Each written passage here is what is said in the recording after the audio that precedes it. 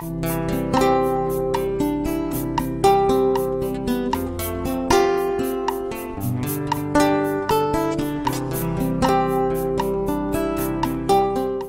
voilà, Carte sur table vous revient encore pour un nouveau numéro, mesdames, messieurs, de partout où vous nous suivez. Merci beaucoup. Nous ne cessons de le dire. Merci pour votre fidélité à cette émission. Et voilà, aujourd'hui, nous parlons de quelques mots qui gangrènent la société congolaise en général et l'Église en particulier. Quelques phénomènes qui se vivent au sein de l'Église et dans le chef des enfants de Dieu. Alors, pour en parler, on a sur ce plateau Fumu Diwa, Mwana Fumu Kimbangu, l'homme avec une langue exercée, comme vous le dites, vous l'aimez parce qu'il a l'art oratoire, parce qu'il parle bien et parce que ce qu'il dit rencontre vos besoins. Alors voilà, Fumu, Toyambi Lususu, na émission à Lelo, na ici.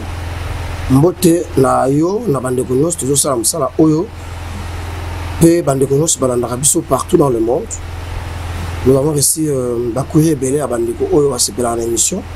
Surtout bandeko ya libanda ya mboka autour la diaspora balanda biso mingi et c'est une responsabilité amener pour la biso il y a pour se disposer à tout moment pour couper ça bango mateya oyo ezosuna. Voilà, bino batu bolanda ka bo participer d'une manière ou d'une autre. Voilà, Nzambe Fumu Kimbangu a kopambola bino ndenge Fumu Diwa lobaka. Alors Fumu, il y a une question que les gens ne cessent de se poser, les gens ne cessent de nous poser, qui est véritablement Fumu Diwa? Bon, merci pour la question. Je pense que je l'ai toujours répété. Fumu Diwa, c'est un serviteur de Dieu Tout-Puissant. C'est un analyste qui est porteur d'un courant. Oyo, de à côté, à l'élo, matéa, oyo, ils allaient difficile. Mais comprendre, mais aujourd'hui, la majorité commence à nous comprendre. Et la Bible est un livre vraiment scientifique et spirituel. Je pense que Seigneur Bassan Nanzambi va ajouter la Bible, va développer un angle spirituel. Tu me Bible, il faut analyser.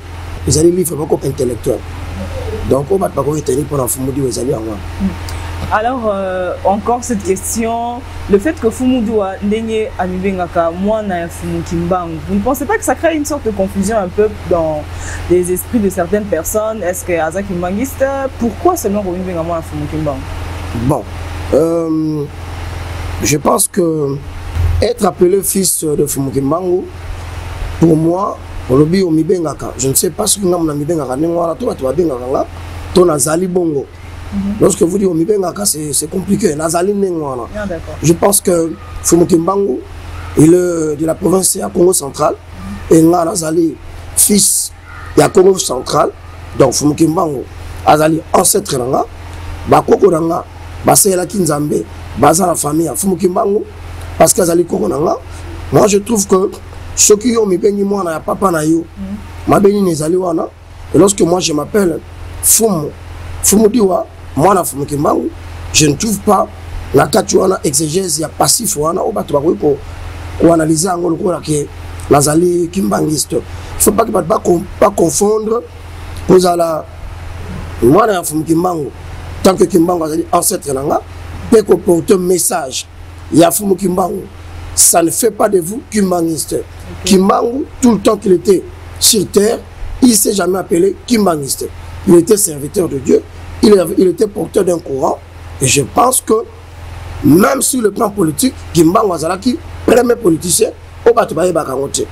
Alors, spirituellement, Azali porteur, il y a une énergie, il est porteur, il y a une énergie, Oyo, Ezako, booster Mboka, pour spiritualité Mboka et Vanda. Azali maître, il y a un nombre de père et impère, c'est-à-dire il dirige le monde, père et impère, et puis Azali maître, il y a un pays en profondeur. Bateau va comprendre le langage jouana. Et ça, bateau au Bazali, très spirituel. Alors nous, je ne sais pas pourquoi. Il a pas le bakeno, avec bien la Fumu Kimbangu.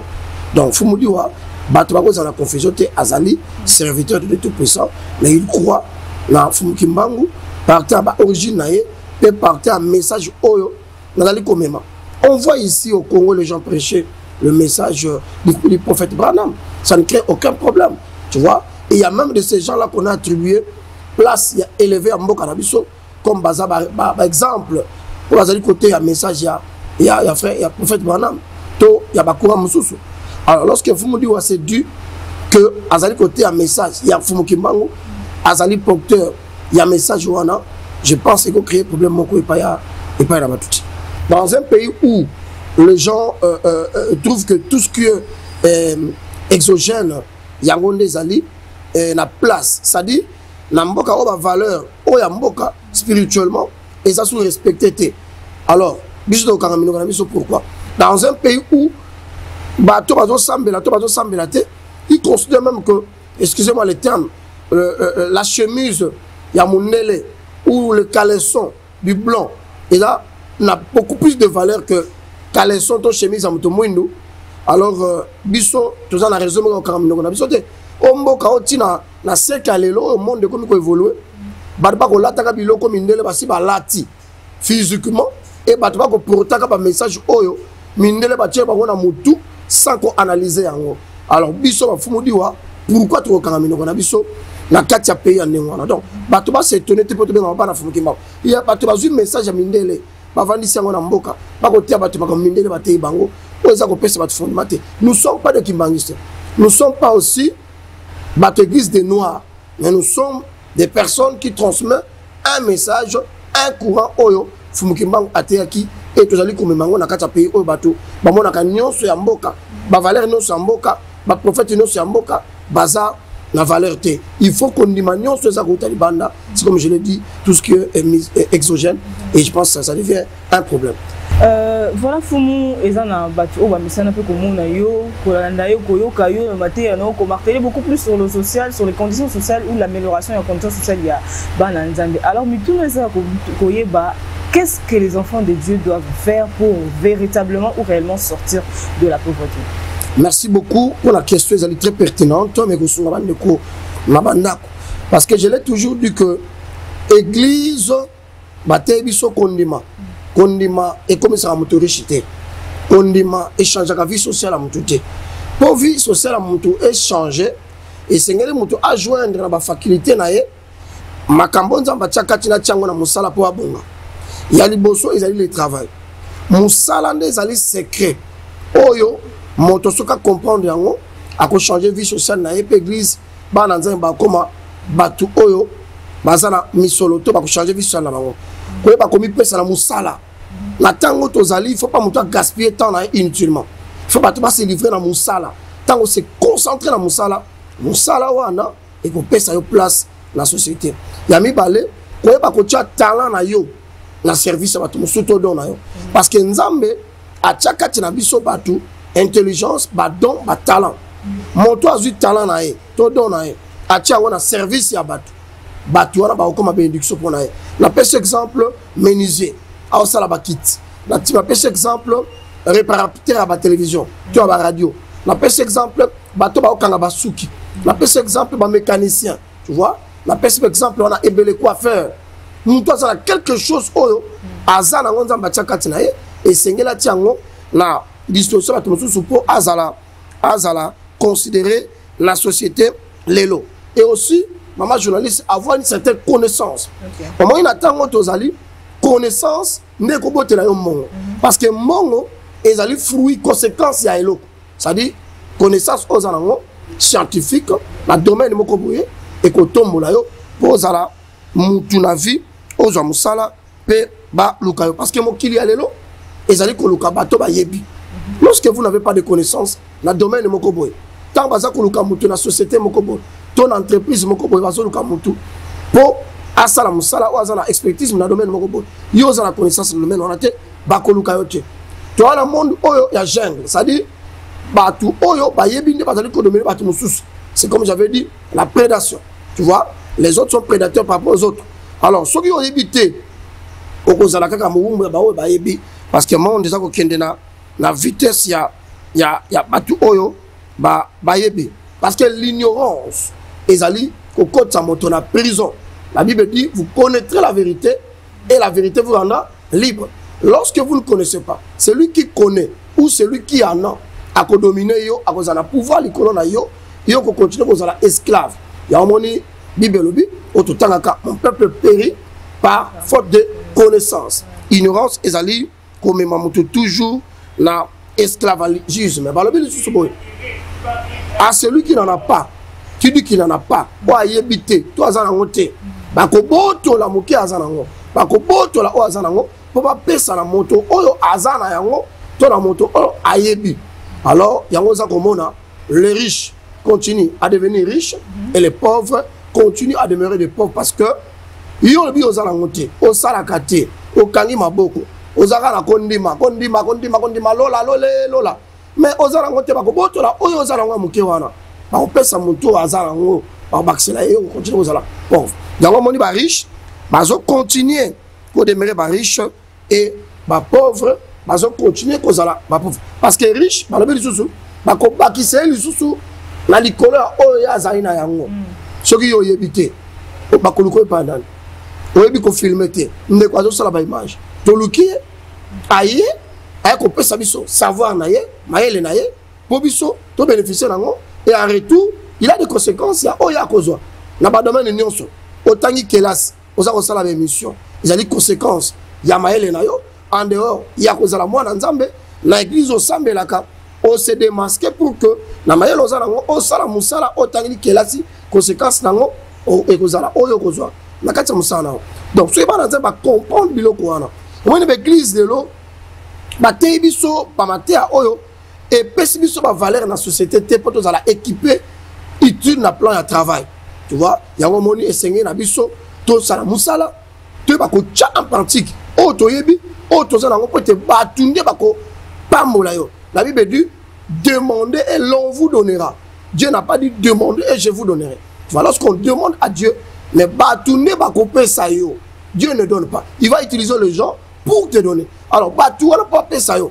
O sabi senga sengate.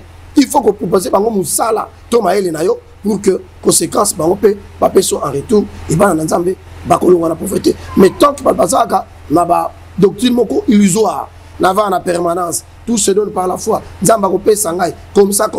Nzambe si a pesa yo maele. Nzambe si a peso ba capacité yonde tiango na musala pour condition à vie na yo échange. Et bon fumu ba sali nzambe o bango ba bengama à temps plein. Bien au sein de l'ensemble à temps plein, ce qu'on a comme moi contradiction temps plein est à la caté ma soeur. Il faut arrêter avec cette ambiguïté là, hein? Temps plein est à la caté parce qu'il n'y a aucun apôtre de Jésus, apôtre de Jésus qui était en chômage. Vous avez compris? Tous les apôtres de Jésus travaillaient. L'époque où on a, bazala qui soumis l'activité moko aux bango pour que se prendre en charge. Entre autres, Pierre, Mathieu, tu vois, Luc.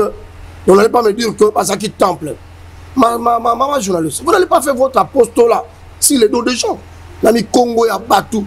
On nous a l'apostolat na yo vino mobimba. Nami Congo ya Batou parce que yo ozote ya mamanzambe ba yela kayo lia kanayo yo kani maboko. Un pasteur azali mutu luka mutu nyonso. O esengeli ayekola o esengeli atosa mobeko nzambe parce que la Bible dit tu travailleras 6 jours. On n'a pas dit ça que pour les autres et le pasteur ne peut rien faire. Parce que ma bello va saler la kiyo, ne va saler qui fait pasteur. Pasteur ils allaient tout au azui na kati société, na kati lingomba. Mais cela ne l'empêche pas à sala musala. Toujours on amboka na biso ba pasteur, ba salaka, ba zala ba institution, ba zala ba business, ba créer ba entrepreneur na bango, ba zote appel mo ba nzambe. Voilà vous allez constater que ba pasteur va se compromettre mingi na ba mater na bango parce que ils veulent avoir le biomatériel, ils veulent avoir ce qu'ils ont, la illusion, mais ils ont fourni des efforts pour la cause. Et à un moment donné, dans Nzambe, tu as mabé, tu as envie, il y a des biloko mokil, il y a kobala, mais kobala il faut mongo, il y a des to balande, kosoma mutu katal, il faut mongo, vous avez un to so mutu katal nene. Kosomba le pan kolata kitoko nengo la tuana. Il faut mongo, il faut que la tailleur, kosomba suki, oje, bon la to sala malam. Yo sala kate, ozo ndeni. Bara, lipute bimi, bara, jipe bimi. Non, il faut travailler. Mais tant que tu peux se battre maté à oyo, il y a illusion. Battre pas envier biloko. Mais ozo la sabango tenenga ozo yango. Mozo pesa bango posa wana. Yo pasteur la tiki toko, ningi tola tiawa. Bandimbasa ko envier yo, le jeune t'envie, ba ah, na pena ko na pasteur. Donc so ba jipe, alors là t'appelles wa bango. moi te passer pas là. Mais est-ce que nous maintenant ba pasteur, Joseph qu'on communique n'engeni na bandimi na biso pour que balongo la envie, ba comme na posa ya ko mériter biloko ya mokili parce que biloko wana maman et pesa makakaka par le travail, par le sacrifice qu'on fournit na musala oza ko sala nzambe ako peso biloko wana. Et Jésus-Christ dans un autre contexte il était appelé fils de charpentier et dans un autre contexte il était appelé fils de Dieu. Donc il faut pas croire que yo pasteur ovando kangi maboko tout monde na nzambe kaka akangine maboko né aux temple azalakati. Jésus-Christ fils de Dieu mais aussi Jésus-Christ fils de charpentier lorsque azako aider papa na ye na musala charpente et en retour azako sa musala pour usuna papa na. Donc c'est ça. Ah, d'accord Fumu. Alors votre observation en tant que Fumu dans ce qui se vit actuellement pasteur, prophète, beaucoup plus, on remarque quand même qu'il y a un certain désordre côté dans la église, l'élo, donc ce genre de choses va conflit entre le serviteur de Dieu, vous étant Fumu et prophète de l'Éternel aussi. Votre lecture par rapport à Onzani? Bon, c'est comme je viens de répondre. Tu vois, aujourd'hui, c'est difficile de comprendre. Mambo Tourlo, parce que les gens là, la programmation mentale, vendre si bango na mutu par rapport à makambo basalaka ya moni église a marqué le pas église on est pauvre socialement baza ko contribuer na développement mon côté parce que tout bazala ka église bazali koto ça même mibe ko mokeli na bango te parce que Dieu a dit tu travailleras 6 jours mais mutu sala kate pasteur sala kate mundi mo sala kate comment vous allez changer votre vie. Alors par rapport à ce qui se passe mais aventure tout ça mato mon abiso na yo tozo mona ngo na mokili na mboka na biso eza une immaturité ya bana na nzambe parce que batu wana baza ko continuer ko sala ba bêtise na bango parce qu'il y a batu oyo pe baza ko landa bango et vous allez constater que ces gens là ils sont riches, ils ont des moyens batu bazo landa bango baza na immaturité ceux qui batu wana batiki ko landa bango batu na bakozala lisusu te.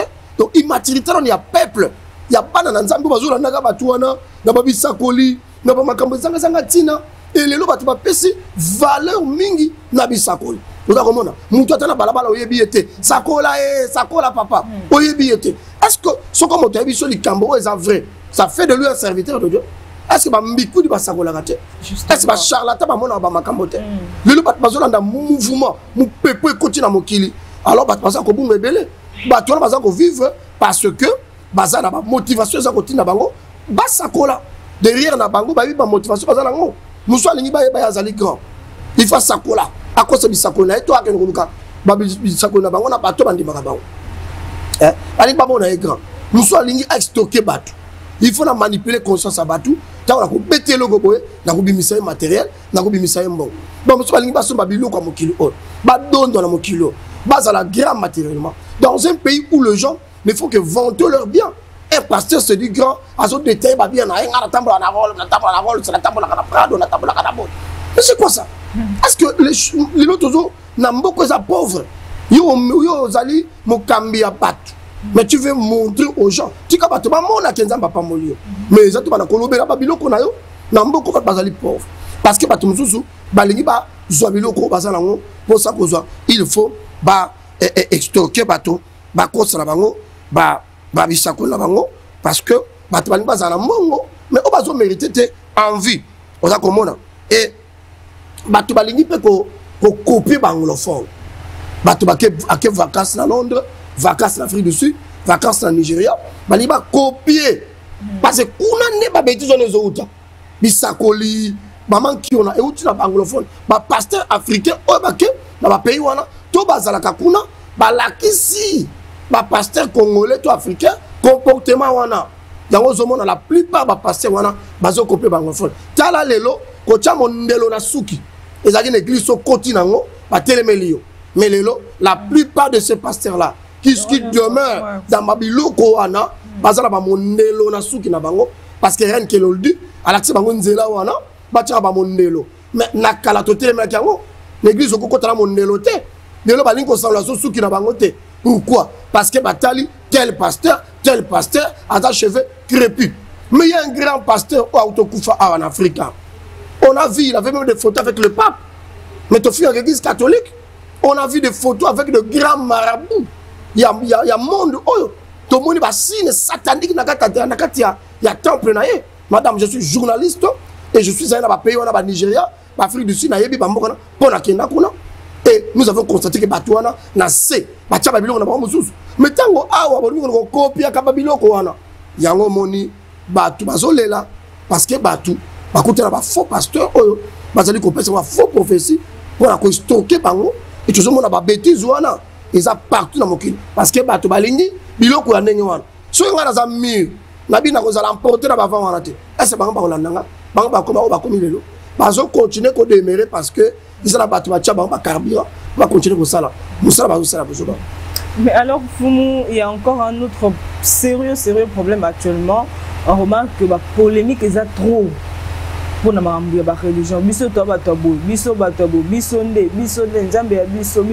Polémique, comme qu'on crée tellement des ordres au sein il y a église. Mais est-ce que vous ne pensez pas que, parce que vous êtes Foumou, vous ne pensez pas que ce genre d'histoire ou la polémique ça peut constituer un frein pour le bien-être ou soit épanouissement? Les gens sont des pauvres en esprit.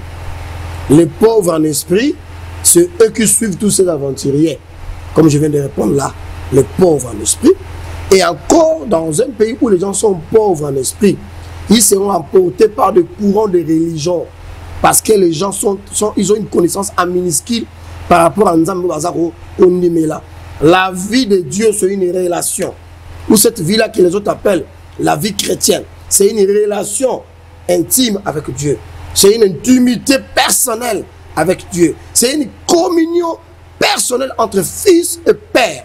Tu vois, Dieu ne peut pas se contenir dans une religion. Tout pas débat wana, pas polémique wana, ezali ba débat yaba religion. On vient d'assister il n'y a pas longtemps ici, na ba débat ba religion. Oh Branham aleki Fumukimbangu. Oh Fumukimbangu aleki Branham. Oh Branham aleki Jésus. Oh prophète Branham aleki Songolo Pakala. Il y a débat ba religion. Pourquoi les gens veulent copier Nzambe na ba religion na bango? Il y a un groupe de personnes qui veulent prendre Jésus-Christ, Fils de Dieu, comme ça y est propriété privée dans bango, au christianisme.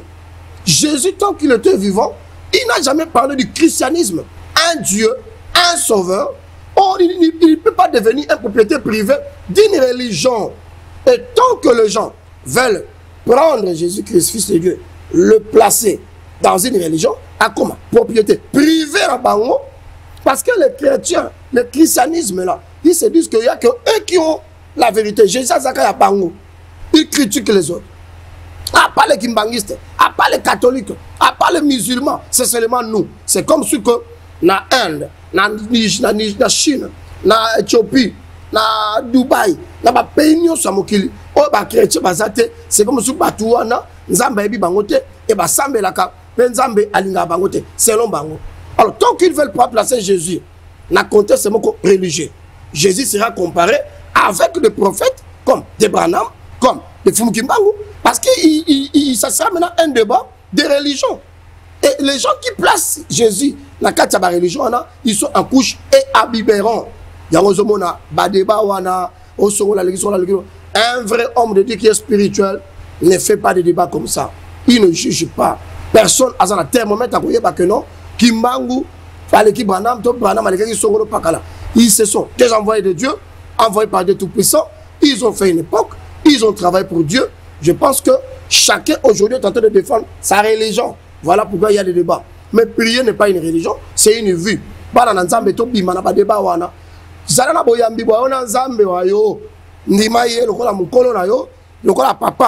Parce que Jésus-Christ a dit, notre Père qui est aux cieux, que ton nom soit sanctifié. Je sais qu'on ne peut pas vous poser de questions, mais dans votre conscience, vraiment, chaque parti pris, si nous comparons aujourd'hui le musulman et les chrétiens, religion ni au bateau, discipline, vous aurez la réponse. Aujourd'hui, les chrétiens, la discipline personnelle. Mon côté, naboyambi bango na zambe na bango, ba principe pas observer baza na respect à jour ya sabaté, baza na respect mukola ko sambela te, baza na respect à tango ya ko sambela te, baza na respect à botosi ya nzambe te, baza na respect à botosi ba loi pe ba principe nzambe te. nous c'est pas ba chrétien on est ça facile et ça légèreté et lelo c'est normal que parce que ba tout bazolanda ne ba tout mais c'est pas landa nzambe ki zengo za kolakisa ye sanza yaza kotala musapi na yo yango moni bato bakangami na owumbu ya bato parce que bato bazokonya kolanda ka bato na sima et yango moni mboka ekozala kala bapoma ndenge wana bareligieux koapportele biso eloko moko te parce que religieux ezaka penser à bato et derrière chaque religieux il y a des leaders oyo bazomema bacourant wana bato wana bazalaki na mai na makila baki mpona batendance na bango par rapport à bacourant bamouvement oyo bayaki nango ndenge biso toza baportele ya bacourant wana. Alors, Foumou, actuellement, j'espère que vous le savez, sinon, sachez-le qu'il y a beaucoup de jeunes qui vous prennent pour modèle actuellement. Bah, jeunes ébélés, bah, jeunes pasteurs, serviteurs, prophètes, Nzamba Bengi, bah, on peut na musala, oyo, bah, landaka yo, na musika, bah, yo, kakamate, na yo, bah, zo linga pe, bah, comme loko la Foumou diwa. Bah, zo stabilité, wana sur le plan spirituel que sur le plan social, équilibre wana base nango mais Foumou étant comme Foumou pour na ba landa biso na émission oyo sous que ça na leçon to pe conseil au copé ça bango zani. En tout cas merci mingi pour la batu oyo qui peuvent nous considérer avec toute humilité lokola ba modèle la bango na par rapport à parcours to sali maman journaliste bani ko sambela leloté bani ko c'est la peine zambela leloté. Il y a des gens qui nous insultent aujourd'hui pour voir sur les lots. Déjà en 1989, pour voir des photos, j'étais déjà en train de prêcher l'évangile et déjà dans la mission à Liban et à Mboka pour la côté à Makamou Nzambe. Bato bani posé sur un modèle. C'est qu'il va comprendre que dans notre Koloba, ceux qui n'ont vu au niveau à la leader, tout le monde à l'exemple pour la bateau. Il faut avoir la conscience, la prise de conscience. Ming ba otambo na mokilo oyo. Baotala ba agité, tu vois, baotala ndenge mokilizo ekezo ekendete ato kimi responsabilité ou kimi charge ko la non na âge moko boy parce que ça na âge oyo tu ko komi nango charge ko landa yo alors ce qui charge ne coûte yo irresponsable au résoudre ba problème na vie pour comme n'importe quoi résoudre ba problème na yo pe ba tout muzuzu jusqu'au ta irresponsable oza inconscient dans moni ba tout mingi bazako échouer na vie ko tia sérieux na makambo zali kosala vous avez esprit de panne de lo batu mingi bazwa kambo o bazolela lelo basimba ki pembon basimba ki pe bambon mais batu bazala culture épargne te ba bi ko bomba te yo bi ko bomba te oli ko lia dépenses inutiles priorité nezaka osomba iPhone osomba bilamba talo osomba bijoux mais est-ce que priorité on a pour na ezali yango moto asombi iPhone moto asombi téléphone bijoux a cher mutuka tam ça sala ki économie asala ki épargne mingi pour que azoelo kwaza nango besoin yo envier kaka mutu pour comme lokola ye ya ba baza ko boma batu bazo ko tanzela molulu pona balingi ko zala conscienté na kambaza ko sala to esprit épargne ezalité ko zala ba priorité zana ba priorité na période oyo ti période oyo na ko sala boye ti période oyo na ko zo résultat boye to réponse boye après na ko entamer eloko boye au quoi atteindre ba objectif na yo. Et encore, avoir un bon entourage. Parce que le projet de l'homme échoue, faute ou de mauvaises assemblées, des gens qui délibèrent ou des conseillers. Donc, à la entourer dans n'importe qui. Il y a un bateau, il y a un masolo, il y a un distinct. Je le vois entre les pasteurs. Ils ont constaté dans Moussala, ils ont empêché dans Moussala, ils ont assisté à l'église, avant de l'Iwana. Tu vois, avant de le placer, Nathan yo occupé, bandimi, au salamusala, il y a 20 ans zelayo, aussi lisa, au PC transport, à que le colis en aille, mais ça peut passer le rôle à yo. Mais moi je me pose des questions. Tant que bateau va sur au temple, mango ma bateau. Parce que tant que suit dans musala, ça va bien le bateau. Il y a aussi pas le bateau, baza, na ba conseil mususu, ba kwesi bango, ba groupe wana. Mingi ba koti makamba molili na ba groupe.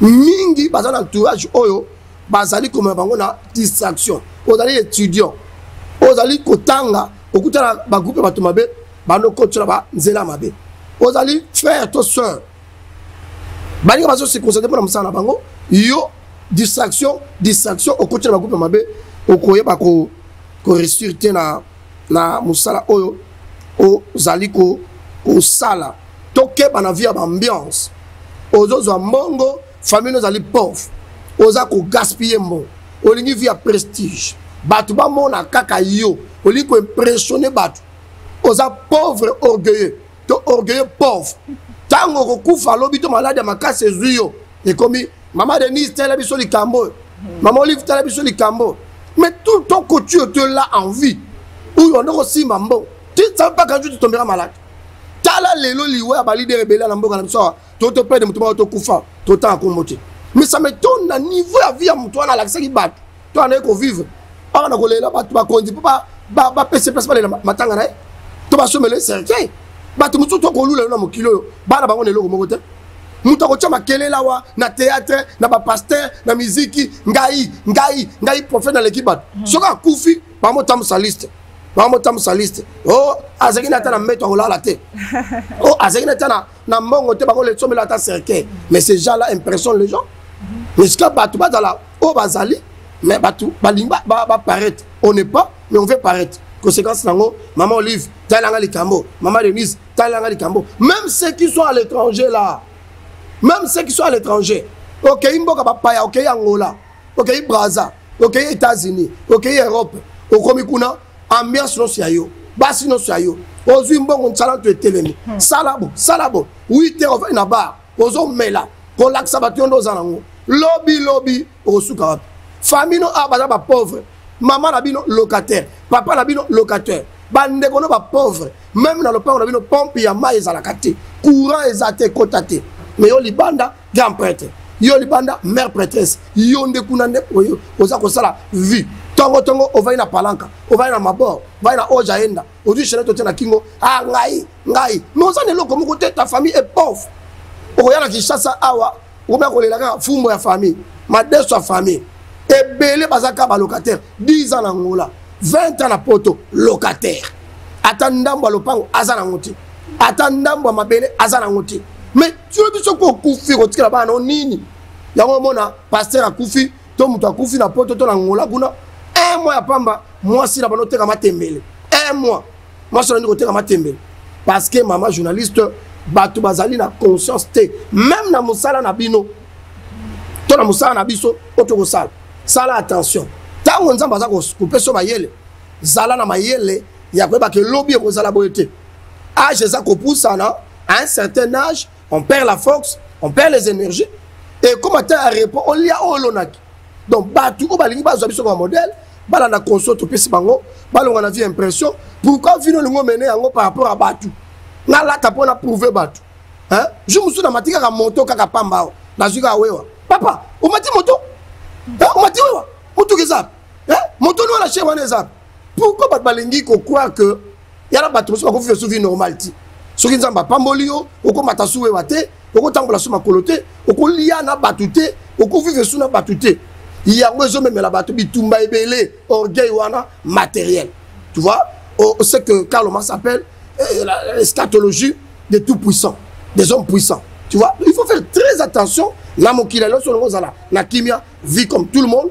bat ba constater aux alango mais pour impressionner parce que lobby ba mona azayene ka fiera pamba nzo azayene lo monter e ba ne ba mo senga lipa keba tango za na mbongo yeba ko bomba yeba ko kantape lobby parce que ba époque et les caca ba tempé et les caca ils a conseillé tout ça. Alors Fumu, parlant du constat justement, on a remarqué que depuis un certain moment, bon je vais prendre le contexte congolais awa basa la nzambe bazoko pour famille. Qu'est-ce qui justifie cela? Et qu'est-ce qui est en fait à la base de ça? Monsieur la négligence. OK. Tout à l'heure il y a pas de jeu total là. Un grand rappeur, c'est ce qui a payé mon auto quoi. Na sur scène. Na France. Et ça négligence. Olembi, olimbo sala kaka musala. Combien na mboka na biso ba pomba crise cardiaque, barré cardiaque en pleine scène. Ndeko mona musala ba ministère ba sala. Il y a des mona ba pasteur. Ba pasteur ba mona ka molimo ba repose raté. Ba na tango divertissement te. Mingi pe ba constat ba metete. Ya moni musala so couper en plein chair. Négligence. On constate que la plupart des pasteurs, bah oui, minene. On m'a élevé sur ton réseau, il y a belé. mutu mozula 4 hamburgers 5 hamburgers aole tala biloko kolia tala misuni tala mapa mayonnaise na mgongo chose alléluia monsieur comment tu vas parce que mapa est content à gorge azui poids graisse wana et ko boma ye parce que papa c'est pas négligent bango nyonso za molimo ti ba constat ba docteur et là ba tamu sur docteur ce côté até makile zo matami na cœur dans le cerveau paiement il y a ba AVC ba crise cardiaque pour la négligence voilà mi balé ezali maman journaliste ba pasteur et belé bazana ba conscience tranquillité et ba conséquence ya biloko bato bazwa isa kozongela bango mingi ba botola mapango ya bato mebi na kasavu ba moko to kokufa abotola lo pango ya maman moko à l'époque bazaki puissant a chango église na ye a tongi yango et a kufi dossier ça là l'état le ba botola ba récupérer le pango et pas ba kolo le pango et belé ba botola mituka bato azana le pango azofanda atamba na mutuka mais conscience c'est tranquillité bato wana o ba botola biloko na bango balela kati ora ya mutu ma miso mutu ta azolela yo kozala bien et ko réclamer yo liwa malade accident et belé ba s'associer ba bandi maman teki le pango en église na ye ah yaka na mbongo na sambela ayoka na ba criminel bolanda mama wana bo botola misolo et puis ba kabana ba criminel et belé ba la conscience tranquillité et belé pe ba simbi bisimba simba ba côté ba loge ba côté ba magie ba côté ba nzela molili ba sacrifier bana na bango ba sacrifier ba sina bango yango zo constater bana ba pasteur ba zo kufa ebele ba collaborateur ba pasteur ba zo kufa ebele na pamboli un pasteur à autre côté yango awa je cite le nom voici l'homme alors bili wa mingi auto monaka na ba famille ya batu eza ba famille na bango te eza mangomba ba pasteur ebele pa matali ngomba na ye allié collaborateur allié pasteur et ils n'ont pas honte de prendre ba bibembe wana kolela ngona hata ba église adieu pasteur Songolo adieu diacre Songolo nzoka pasteur ye moko na sima allié pasteur ateki diacre bona succès à lingomba et belé lelo baza kokufa pona ba pacte ba alliance ba sala ake ba senge makila ya suka ba boye atie boye aller plein wa zo ba vieux belé na TikTok ba comme ba star bango ba ye ba bango ba se faire valoir na ba français moko ba anglais moko ba ili bato tout ça baza ba conscience tranquillité je n'ai pas dit tout le monde et belé moni lelo ba comme ko ça même ba homosexualité pour anine boka baza ba succès ba peut-être c'est belé moni ah lelo mokil ba comme ko ça ba bo soto po ba kaka succès alors tant ba continuer ba vie ya ngwana liwa ekoya et belé pe bazu ba sida Nicolas Kindumba liko mona mwasi ya pembete mwasi ya mwindu te ming batindi bango na monde satanique wana ko kwesa ba pasteur azana mongo batine en église azana maladie comme ba pasteur balinga mbongo mingi akolanda mwasi wana azana maladie atamboli na yebo atikele malade mingi pe ba prophétesse balingi miso pala azu ba sila tino ki prepula na ba chantre mingi chrétien tout mona boy alinga maquillage alinga comme lokola soki nan toyebite alors je n'interdis pas aux gens de se maquiller hein?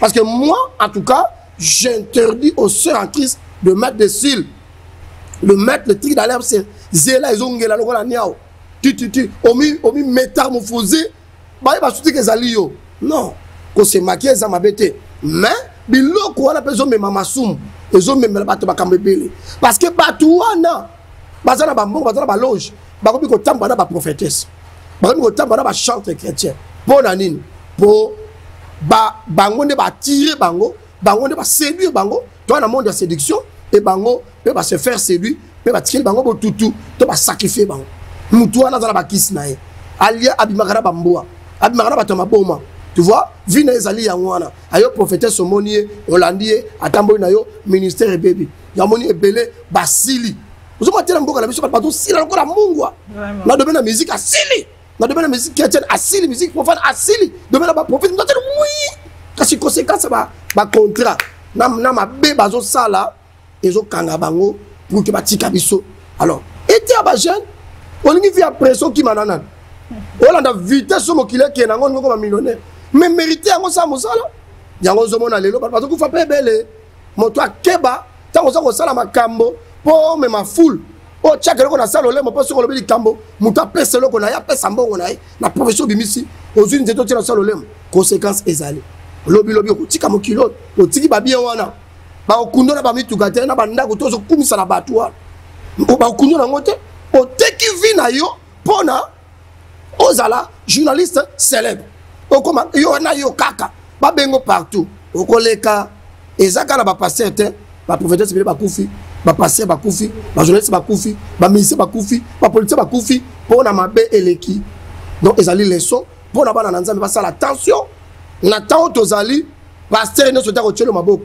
kolanda bilanda te palobaka mingi na tiktok tolobaka mingi na internet il parle bon français alataka cravate matin soir alataka col pastoral keba na mokongo na tatouage parfois keba na se ya loboko eloko ya bombi oyebi te keba makila oyo apesa na mosapi wana soki atie loboko aspire baénergie aspire bachance na yo namoni ebele baosala na baeglise vi na bango ezobeba vi na bango ezoke liboso te parce que paster azali koutilize betoile na bango na bapacte asala na baalliance oyo asala sala attention mona na nzambe tokeba mokili ekomi na suka parce que mama journaliste ezaka bapaster te baza kokufa malgré toconstate ke bapaster bakufi ebele bato baza kokufa mingi ebele batia mpe bato bapoison oyoki na église lelo bapaster ebele baza koboma baninga na bango yo tieli motu poison totindi protocole tiela ye poison po aza kosala mosala tata nzambe oza koka motema likunia alors moto wana akufi moto wana akoreklame yo olimone koreklame yo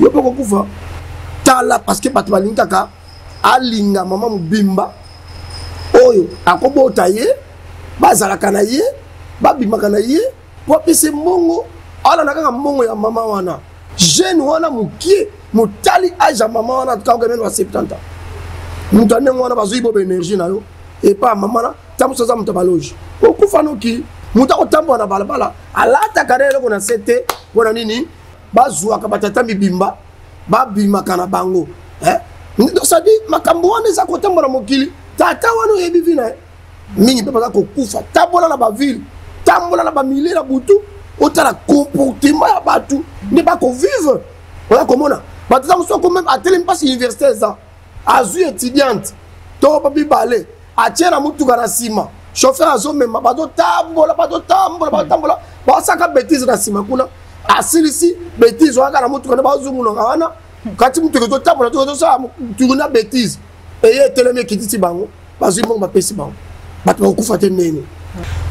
Voilà, il est comme ça, c'est comme ça qu'il est, c'est comme ça que vous devez l'accepter. Alors je vais atterrir en évoquant la pensée de ces sachants qui dit que certaines personnes refusent d'accepter la vérité parce qu'ils refusent de pouvoir anéantir leur ignorance ou leur intuition. Alors voilà, Dixit Friedrich. Merci beaucoup à Jean-Cy Mabana qui était là derrière la caméra. Merci à Stéphane Soki pour le montage et la réalisation de cette émission. Merci à vous qui nous avez suivis de partout.